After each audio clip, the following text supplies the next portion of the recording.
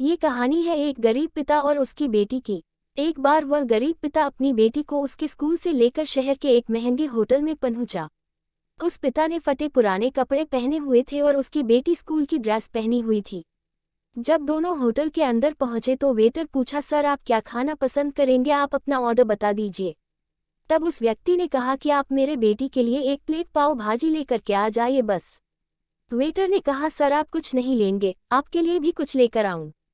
तो गरीब व्यक्ति ने कहा, मेरे लिए कुछ नहीं, आज मेरी बेटी के लिए पार्टी है। मैंने इससे वादा किया था कि अगर तुम इस जिले में 10th क्लास में टॉप करोगी तो तुम्हें मैं सबसे महंगे होटल में पार्टी दूंगा, तो आप सिर्फ बच्चे के लिए पाव भाजी ले आइए।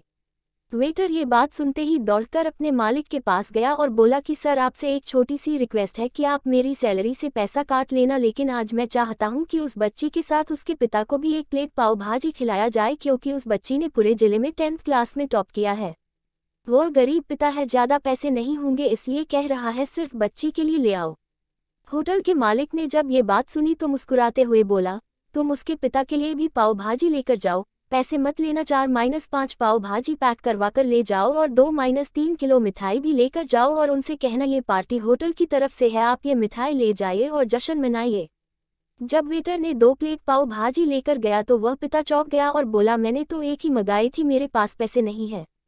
वेटर बोला, अरे सर शर्मिंदा मत कीजिए, ये पार्टी होटल की तरफ से है, आपकी बेटी, हमारी बेटी ने टॉप किया है, ये मिठाइयाँ लेकर जाइए और जश्न मनाइए। पिता और बेटी खुश हो गए और चले गए। कई साल बीत गए। उस गरीब पिता की लड़की अब यूपीएससी की तैयारी करके कलेक्टर बन चुकी थी और इत्तेफाक से उसी शहर में उसकी पोस्टिंग हुई थी।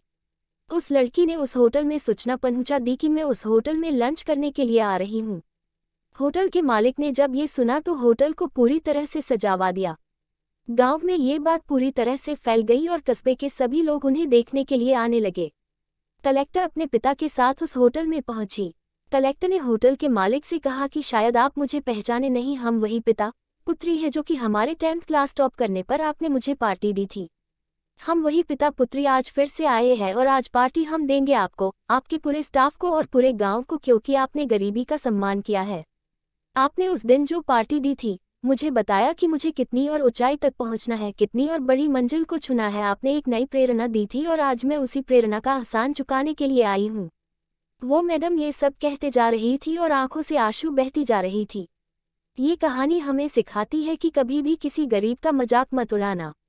हो सके तो उसकी मदद करना, और अगर मदद ना कर सको तो उसका मजाक तो कभी मत उड़ाना, क्योंकि वो सब देख रहा है। बनना है तो उसकी नज़र में अच्छा बनिए।